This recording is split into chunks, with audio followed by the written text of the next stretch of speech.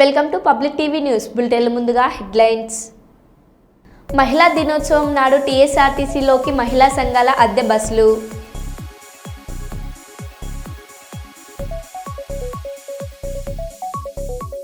సాగునీటి కోసం రెండు ప్రాంతాల రైతుల మధ్య ఘర్షణ.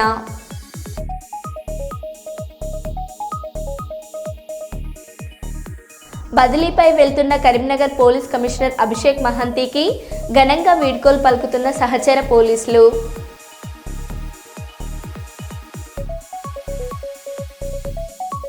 కీసర ప్రభుత్వ పాఠశాలలో కనికరం లేని ఉపాధ్యాయుడు, విద్యార్థులను కరెంటు వైర్తో చితకబాదిన పీఈటీ ఆనంద్.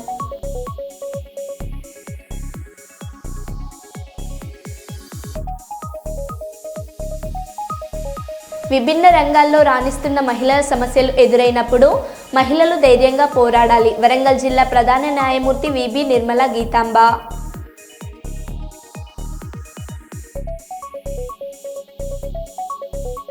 ఇక వివరాల్లోకి వెళ్తే, బదిలీపై వెళ్తున్న కరీంనగర్ పోలీస్ కమిషనర్ అభిషేక్ మహంతికి ఘనంగా వీడ్కోలు పలుకుతున్న సహచర పోలీసులు.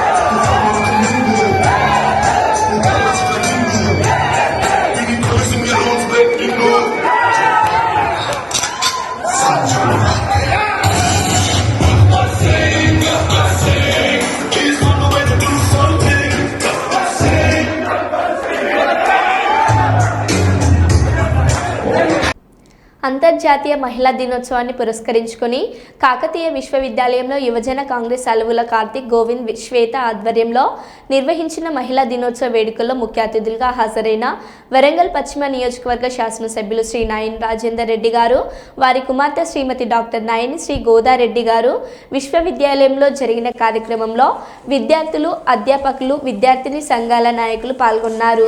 ఈ సందర్భంగా వారు మాట్లాడుతూ మహిళలు అన్ని రంగాల్లో రాణించాలని, ఎన్నో పోరాటాల ఫలితంగా నేడు మనం ఈ మహిళా దినోత్సవాన్ని జరుపుకుంటున్నామని అన్నారు. విద్య, వైద్య రంగాల్లో మహిళలు ఉన్నత స్థాయికి చేరుకోవాలని ఆకాంక్షించారు.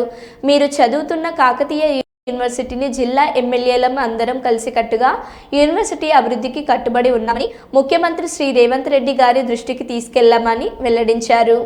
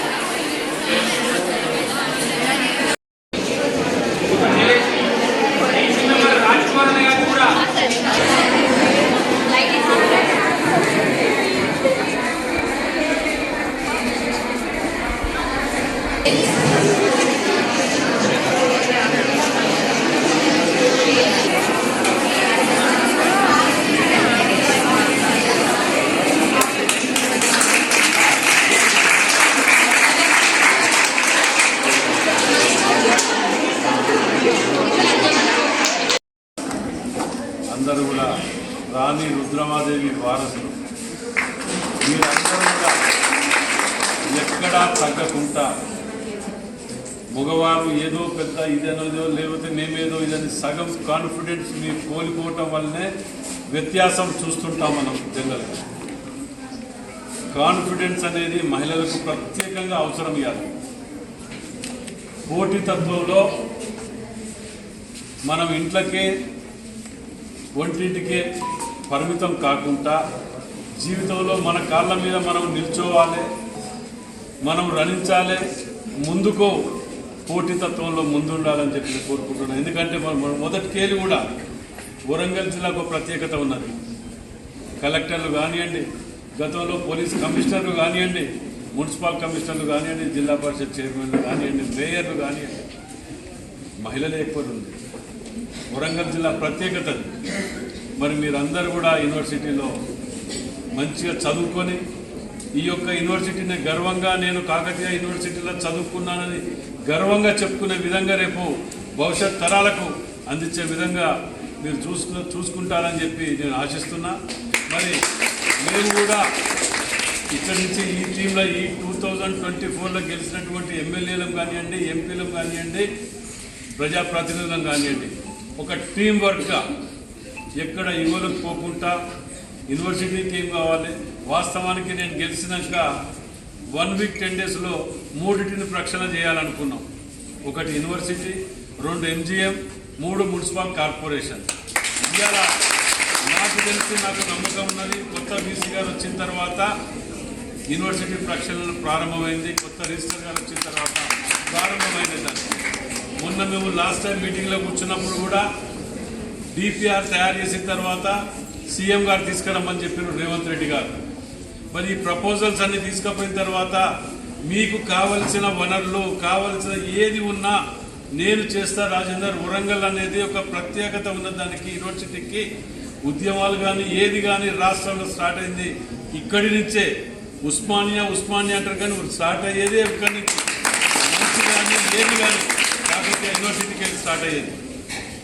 మరి మనందరం కూడా మేము మా మట్టుకు మా బాధ్యతగా యూనివర్సిటీకి కావలసిన వనరులను మీకు కావలసినటువంటి సదుపాయాలని సమకూర్చే బాధ్యత మాది. ఇక్కడ రాజకీయాలకు అతీతంగా మన యొక్క ఉమ్మడి జిల్లా విద్యార్థుల భవిష్యత్తుని అభివృద్ధి చెందడానికి మాత్రమే ఈ యొక్క యూనివర్సిటీలో ఉండాలని నేను కోరుకుంటున్నా వ్యక్తిగతంగా. శ్రీ చంద్రగిరి చెన్నకేశవ స్వామి బ్రహ్మోత్సవాల వాల్ పోస్టర్ను ఆవిష్కరించిన పరకాల శాసనసభ్యులు శ్రీ రేవూరు ప్రకాష్ రెడ్డి దామెర మండలం కోగిలబాయి గ్రామంలో ఈ నెల 12వ తేదీ బుధవారం నుండి 27వ తేదీ గురువారం వరకు జరగనున్న శ్రీ చంద్రగిరి చెన్నకేశవ స్వామి బ్రహ్మోత్సవంలో కళ్యాణంకు సంబంధించిన వాల్ పోస్టర్ను పరకాల శాసనసభ్యులు శ్రీ రేవూరు ప్రకాష్ రెడ్డి గారు ఆవిష్కరించారు. జాతరకు వచ్చే భక్తులకు ఎలాంటి ఇబ్బందులు కలగకుండా చర్యలు చేపట్టాలని అధికారులను ఆదేశించారు. Okay sir.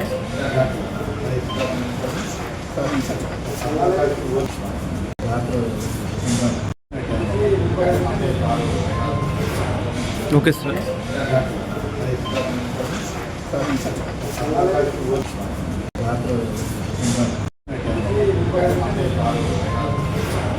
Okay sir.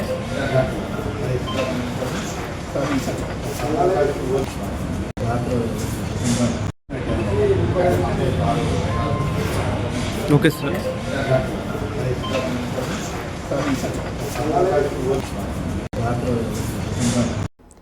కన్నీటి కథలకు, స్త్రీల గృహహింసలకు, బాల్య వివాహాలకు, బాల కార్మిక వ్యవస్థకు, పేదరికానికి, రోడ్డు ప్రమాదాలకు, తీవ్ర అనారోగ్యాలకు, మర్డర్లకు, మానభంగాలకు ప్రధాన కారణం మద్యం, మాదక ద్రవ్యాలే. మహిళలు అభివృద్ధి చెందాలన్నా, మహిళా సాధికారత సాధించాలన్నా, ప్రతి కుటుంబం ఆనందంగా, ఆరోగ్యంగా, ఆర్థిక అభివృద్ధి సాధించాలన్నా మద్యం, మాదక ద్రవ్యాలు లేని సమాజం కావాలని ప్రతి మండల కేంద్రంలోనూ రిహాబిలిటేషన్ కేంద్రాలు ఏర్పాటు చేసి దుర్వాసనలకు బానిసలైన వారిని సన్మార్గంలోకి నడిపించాలని, దశల వారీగా మద్య నియంత్రణలు అమలు చేయాలని అంతర్జాతీయ మహిళా దినోత్సవం సందర్భంగా సామాజిక ఉద్యమకారుడు పాటంశెట్టి సూర్యచంద్ర ప్రభుత్వాన్ని డిమాండ్ చేశారు.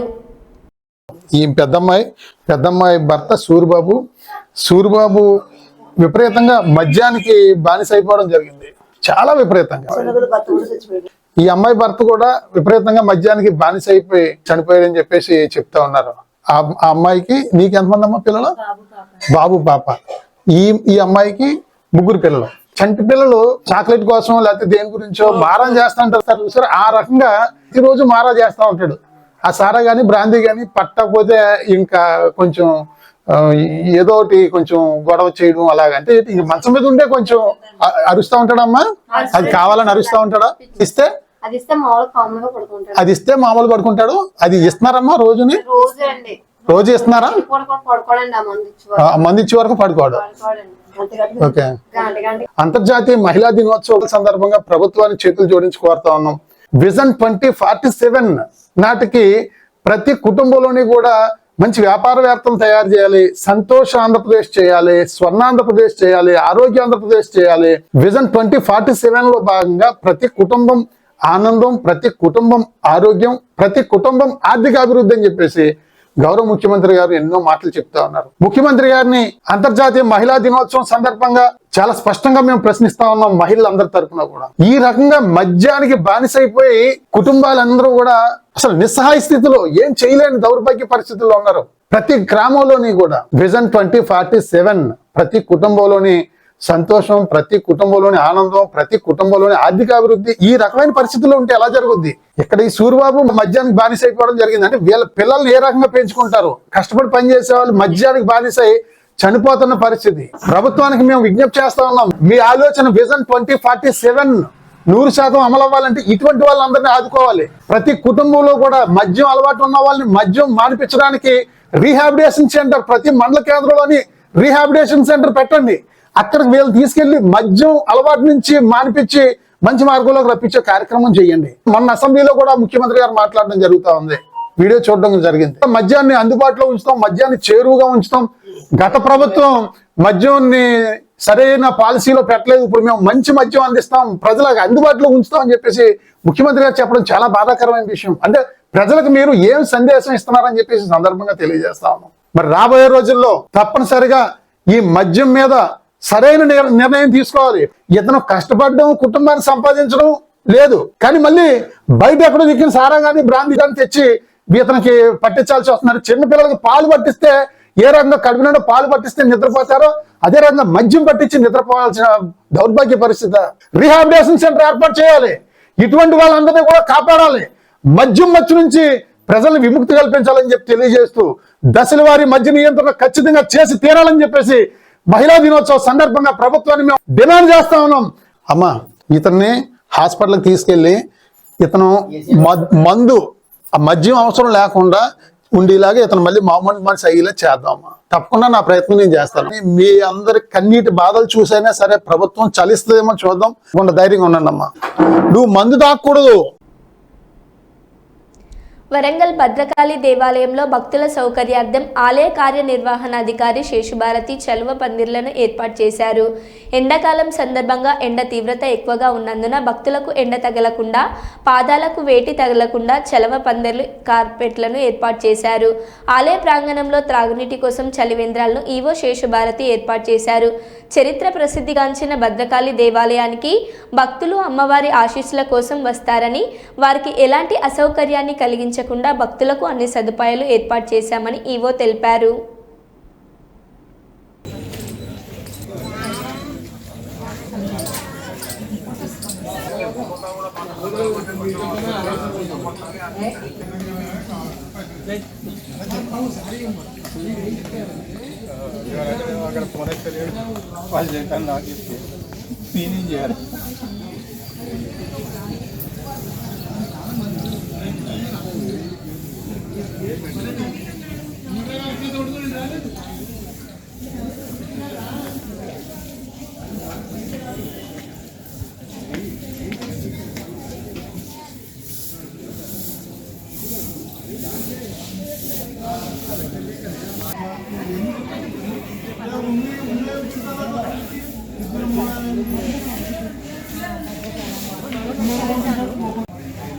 భద్రకాళి శరణమమ్మ.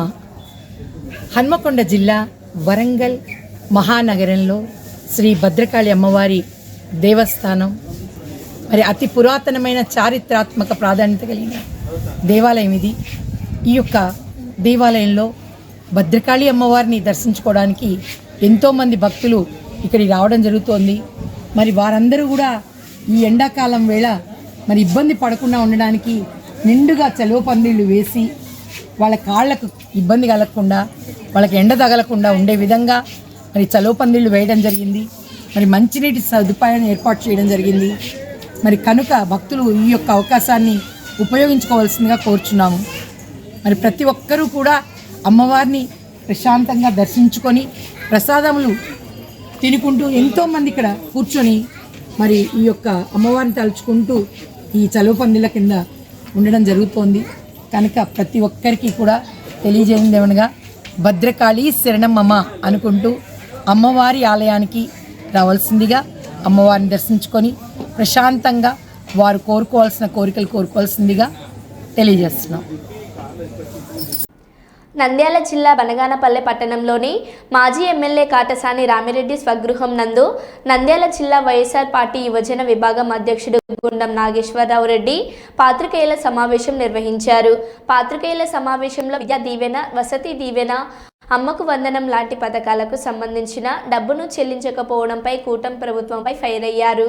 ఈ సందర్భంగా గుండం నాగేశ్వర్ రెడ్డి మాట్లాడుతూ, కూటమి ప్రభుత్వం అధికారంలోకి రావడానికి ఇంట్లో ఎంతో మంది చదువుతుంటే వారికి అంతమందికి అమ్మకు వందనం పథకం అందించడం జరుగుతుందని, మహిళలకు మోసం చేయడమే కాకుండా చివరకు విద్యార్థులను సైతం ఫీజు రియంబర్స్మెంట్ చెల్లించకుండా అనేక ఇబ్బందులకు గురి చేస్తున్న కూటమి ప్రభుత్వకు త్వరలోనే విద్యార్థులు చరమగీతం పాడడం జరుగుతుందని చెప్పారు.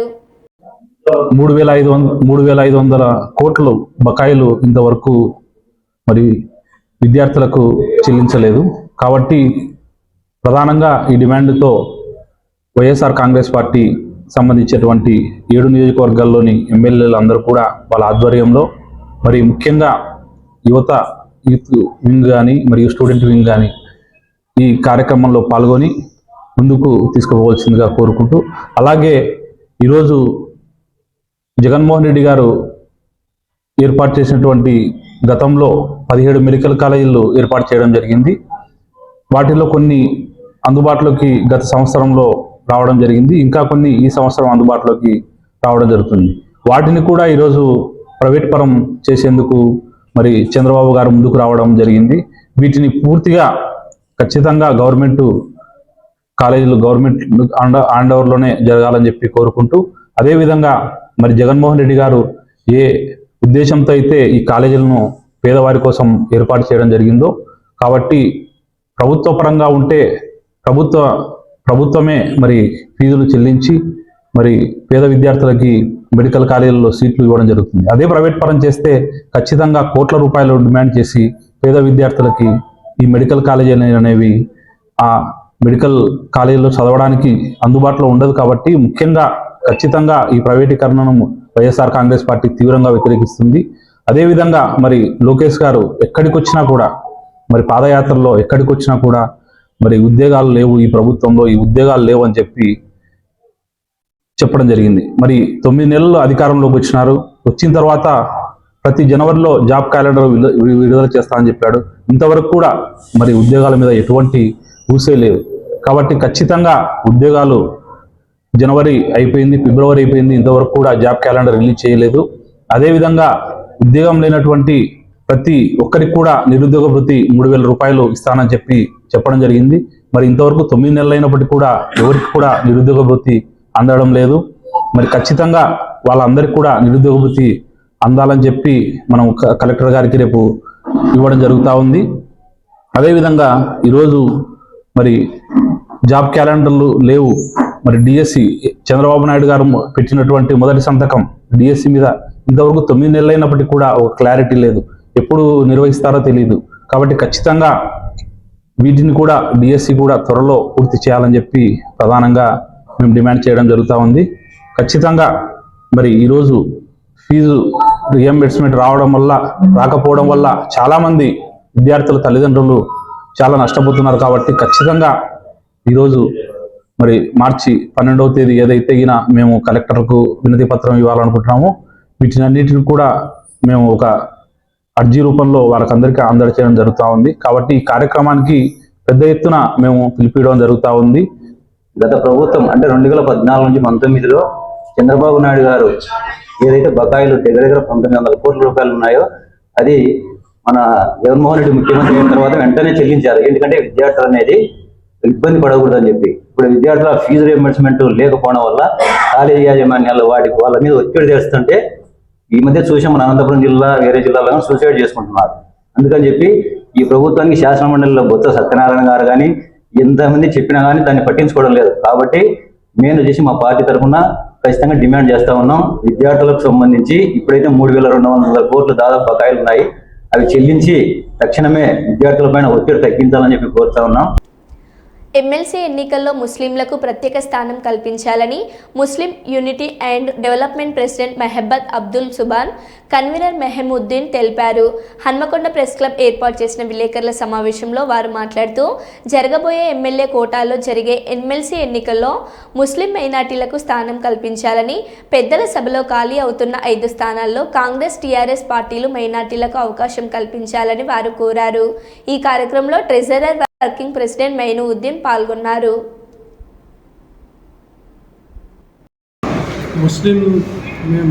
గత కొన్ని నెలలుగా దాదాపు 1-2 సంవత్సరాల నుంచి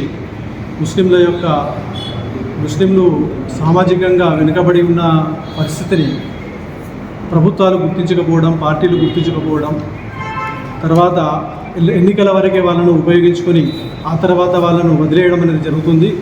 ప్రతి ఒక్కరు ఎన్నికలలో కూడా కేవలం ముస్లింలను మాత్రమే చూపెడుతూ తమ యొక్క గెలుపుకు కృషి చేస్తున్నారు. కాబట్టి మనం ఇక ఇట్లా ఉంటే కలవది. ముస్లింలలో ఐకమత్యం తీసుకువచ్చి తర్వాత ముస్లింల యొక్క అభివృద్ధిని డెవలప్ చేయాలనే ఉద్దేశంతో ముస్లిం యూనిటీ అండ్ డెవలప్మెంట్ మూవ్మెంట్ అనేది ఒక సంస్థను ఏర్పాటు చేయడం జరిగింది.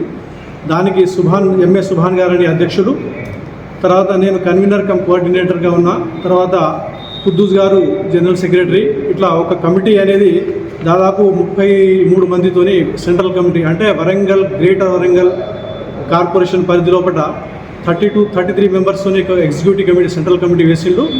దాని ఉద్దేశం ఏంటంటే ముస్లిం సమాజం లోపల ఉన్నటువంటి వెనుకబడిన వర్గాలకు, నిరుద్యోగులకు, ఉపాధి లేనటువంటి వారికి చేదోడుగా వాదోడుగా ఉండు వారి యొక్క డెవలప్మెంట్కి తమ వంతు కృషి చేయాలనే ఆలోచనతో దీని యొక్క ఉద్దేశం. అదేవిధంగా విద్యా లోపల కూడా వెనుకబడి ఉన్నాము. తర్వాత ఉపాధి అవకాశాలు కూడా లేవు. దాన్ని ఎంకరేజ్ చేసే పరిస్థితి కూడా ఎవరు లేదు. దానికి ఉపాధి అవకాశాలు ఏ విధంగా ఉన్నాయి, ఎట్లా సద్వినియోగం చేసుకోవాలని ఎంకరేజ్ చేసే పరిస్థితి లేదు. ఇంకోటి ఏంటంటే ప్రభుత్వం ఏదైతే బడ్జెట్ అలాట్మెంట్ చేస్తుందో మైనారిటీ డెవలప్మెంట్ కోసం ముస్లిం యొక్క ఈ సంబంధం ఉండేటట్టుగా దీన్ని ఆర్గనైజ్ చేయడం జరుగుతుంది. అయితే దీని ఉద్దేశం ముస్లింల అభివృద్ధి, అట్ ద సేమ్ టైం వాళ్ళలో ఐకమత్యం పెంపొందించడం, తర్వాత వాళ్ళ ఉపాధి అవకాశాల లోపల కానీ ప్రభుత్వం చేపట్టే ఏ కార్యక్రమాల లోపల కానీ పూర్తి స్థాయి లోపల ముస్లింలకు అందుబాటులో వచ్చేటట్టుగా మా వంతు కృషి చేయాలని ఇది ముఖ్య ఉద్దేశం. దీంతోపాటు ముస్లిమేతరులు ఎవరైతే ఉన్నారో వాళ్ళతో కూడా కలుపుకొని పోయి, వాళ్ళతో బలహీన వర్గాలు ఉన్నారు కదా, వాళ్ళతో కలుపుకొని పోయి అందరితో భాయిగా అందరు కలిసిమెలిసి ఉండి డెవలప్మెంట్ కావాలనేది మేము ప్రధాన ఉద్దేశం. దీనిలో కూడా భాగంగానే ఈ ఎమ్మెల్సీ ఎన్నికలు వస్తున్నాయి కాబట్టి ఒక ఎమ్మెల్సీ అభ్యర్థిని కూడా ముస్లిం అభ్యర్థిగా కేటాయిస్తే కాంగ్రెస్ ప్రభుత్వం కానీ కాంగ్రెస్ ప్రభుత్వం, బీఆర్ఎస్ పార్టీ, వీళ్ళు ఇరు పార్టీలు మెజారిటీలో ఉన్నాయి కాబట్టి వీరు ఇరువురు కూడా తమ నుంచి ఒక కాంగ్రెస్ అభ్యర్థిని నిలబెట్టి ప్రభుత్వం ఎమ్మెల్సీగా నిలబెట్టి ప్రభుత్వంలో కూడా ఒక మంత్రి అవకాశాన్ని కల్పించాలని గట్టిగా కోరుతున్నాను. నా పేరు మొహమ్మద్ మొయినుద్దీన్, నేను convener come coordinator. Warangal, greater Warangal పట్టణంలో ముస్లింలకు ఏ పార్టీ అయినా కానీ ఏ మాత్రం పట్టించుకుంటారు లేదు. అందుకొరకని ఈ దాదాపు 77 సంవత్సరాలు గడిచినాయి స్వాతంత్రం వచ్చి, అయినప్పటికీ ముస్లింలకు ఏ మాత్రం అది లేదు. 1962 ఫస్ట్ చట్టసభ కమ్ కోఆర్డినేటర్ అని ఒక 2 పోస్టులు కూడా దాంట్లో పెట్టినాం. ఈ విధంగా మొత్తం కమిటీ తయారు చేసి మొన్న ఆదివారం నాడు డిక్లేర్ చేశాము. ఈ కమిటీ యొక్క ఆధ్వర్యంలో మొన్ననే మాకు తెలిసింది ఎమ్మెల్యే కోటాలో ఎమ్మెల్సీలకు 5 స్థానాలు ఎమ్మెల్సీ స్థానాలు వెళ్ళినాయి, క్లియర్ అయినాయి. ఆ 5 స్థానాలకు గాను ఎన్నికలు జరగనున్నాయి. అందుకు గాను సోమవారం నాడు లాస్ట్ డేట్ అని తెలిసింది. మీతోని మనవి చేసేది ఏంటంటే ఏ పార్టీ అయినా కానీ ప్రత్యేకంగా ఈ గత 10 ఏళ్ళ నుంచి, గత 11 సంవత్సరాల నుండి మన తెలంగాణ ఏర్పడినప్పటి నుండి ఒక మహమూద్ అలీ మాత్రమే మన రాష్ట్ర ప్రభుత్వంలో ఉన్నాడు. ఆయన కూడా ఎమ్మెల్సీగా తీసుకొని ఆయనకు మినిస్ట్రీ కూడా ఇచ్చారు కేసీఆర్ గారు. ఆ తర్వాత అంతర్జాతీయ మహిళా దినోత్సవం సందర్భంగా కర్నూలు జిల్లా పోలీస్ కార్యాలయంలోని పరేడ్ మైదానంలో Kurnool Amelia hospital, Kurnool omega hospitals డాక్టర్ల ఆధ్వర్యంలో పోలీస్ కుటుంబాల మహిళల కోసం ఏర్పాటు చేసిన ఉచిత మెగా వైద్య శిబిరంను జిల్లా ఎస్పీ గారు, ఏపీఎస్సీ 2వ బెటాలియన్ కమాండెంట్లు ముఖ్య అతిథులుగా విచ్చేసి ఉచిత మెగా వైద్య శిబిరంను ప్రారంభించారు. మహిళలందరికీ అంతర్జాతీయ మహిళా దినోత్సవ శుభాకాంక్షలు తెలియజేశారు. జిల్లా ఎస్పీ శ్రీ విక్రాంత్ పాటిల్ ఐపీఎస్ గారు మాట్లాడారు. ప్రతి ఒక్కరూ ఆరోగ్యం పట్ల జాగ్రత్తలు తీసుకోవాలన్నారు. స్పెషలిస్ట్ డాక్టర్లచే ఉచిత వైద్య పరీక్షలు నిర్వహిస్తున్నామన్నారు. వివిధ రంగాల్లో మహిళా సాధికారతను పెంపొందించాలన్నారు. వారి కృషిని అభినందించాలన్నారు. లింగ సమానత్వంపై ప్రజల్లో అవగాహన కల్పించడమే ఈ రోజు యొక్క ముఖ్య ఉద్దేశం అన్నారు.